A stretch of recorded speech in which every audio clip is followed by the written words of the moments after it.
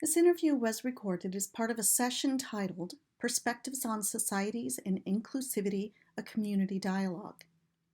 This video was shown in that session at the Federation of Genealogical Societies Conference, held August 21st through 23rd, 2019 in Washington, D.C. The session in Community Dialogue was facilitated by Linda Harms Okazaki, Joshua Taylor, and me, Colleen Robledo Greene.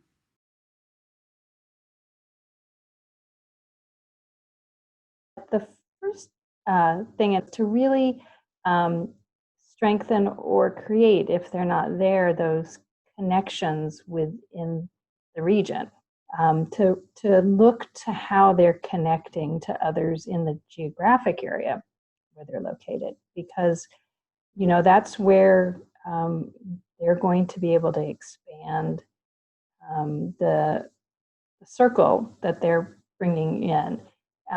So, examples of this would be, of course, to, reach out to understand what else is going on in the area. I'm sure many of these are things that societies are already doing. For example, the California Genealogical Society, publishes calendars, including other societies' events, and there's back and forth between the groups and that sort of thing. So I'm sure this happens. And this happens already in the great majority of cases. And what I'd like to invite people and societies to do is to, expand that circle beyond just other societies. Consider other groups, of course, historical societies, cultural and heritage groups, connections with those groups, all the local groups in the area that would, just by their nature, we go to them for research. Those groups are collections of people who have interests, and some of their interests will be genealogical. Family organizations, youth groups, scouting, schools. My children's school has a lot of parent participation, and I can see that there's just a great deal of interest there, and it's a very diverse community. The adoption communities, again, by nature, they're not necessarily genealogical, but they have great connection and interest in what genealogy societies can provide, and they can really influence and open our eyes to a lot of needs that may not have been met in the past. And then, offering to mentor younger groups. That doesn't have to be younger in age, but groups that are just starting out. They may benefit from learning sort of best practices, and as well as adding to what can be offered in our communities. So the second point that I wanted to make was intentionality, to be very intentional in representation. And I'm saying this as someone who through the years has had vague intentions of inclusiveness in general. And as I've gotten to the point at where I am in my life, it's clear to me that that the change that we want to see, the changes that we want to happen, don't really happen without conviction and plans and action. And I'm sort of speaking in this case as I'm an engineer. I've worked for a large engineering company for the last 20 plus years, and I've seen the evolution there of inclusiveness. And it's been dramatic, and there were baby steps, there were attempts, there were vague intentions for some long period of time, and it wasn't until we had a CEO who really laid down, what needed to happen and why, that we made significant progress.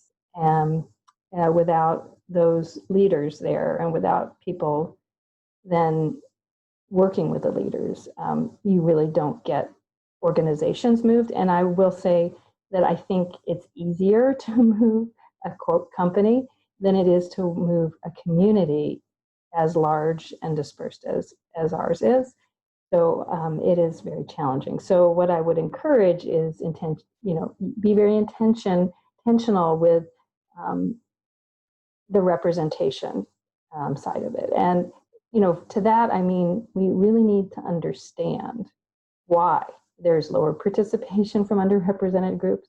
If they're not in the room, why is that? And to understand that, you need to talk not just within ourselves, within the people who are already in the room. You need to make sure you're talking to people who aren't in the room so that you understand why. And then once leadership understands why, and by leadership, I mean anyone who's stepping up to be a leader, once they understand why, you have to have a consistent educational effort for other people, because that's another thing that, again, in other areas of my life, I've seen that without that ongoing commitment to education, the constant, frankly, opposition to change will continue and kind of overwhelm the effort. So there has to be education. And then other points, you know, related to that intentionality is that, yes, we need specialized classes that serve people who maybe previously haven't been served enough, just as we have, you know, Irish American, you know, genealogy, or, you know, moving to the Midwest genealogy, movement to the westward expansion genealogy. You know, we need to have, you know, African Americans in northern cities. You know, we need to have Hispanic California. All of those we need to have, and we need to make sure that generalized classes or talks or seminars make sure that they're not just representing the dominant group, that they are also bringing in all sides of the people who the talk is about, or the place that the talk is about. I recently heard a talk that really represented this well, I think, you know, in discussions of, say, the history of Angel Island, what the history was, the Native American presence there.